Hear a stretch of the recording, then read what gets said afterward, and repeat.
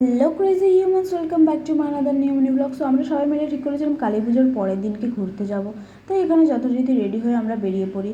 দেন ফার্স্টে চলে যাই আমরা স্টেশনে ট্রেন ধরার উদ্দেশ্যে। আমরা ঠিক করেছিলাম বারাসাতে যাব ঠাকুর দেখতে।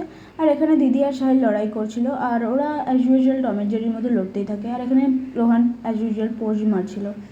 দেন আমরা ফাইনালি ট্রেনে উঠে পড়ি। ট্রেনে করে চলে যাই আমরা দমদম।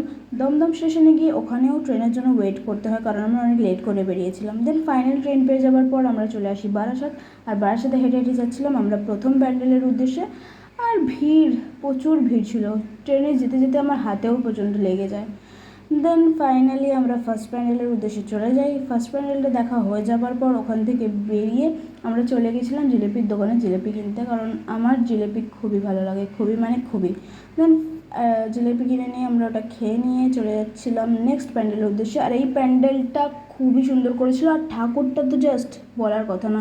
কৃষ্ণকালী, একদিকে কৃষ্ণ আর একদিকে কালী। দেন এই প্যান্ডেলটা দেখে আমরা ফাইনালি বেরিয়ে পড়ি। আর আমাদের বেরোতে লেট হয়ে গেছিলো বলে আমরা রাতেবেলা ট্রেন পাইনি, তাই আমরা যাচ্ছিলাম হেঁটে হেঁটে অটো স্ট্যান্ডে অটো ধরার জন্য।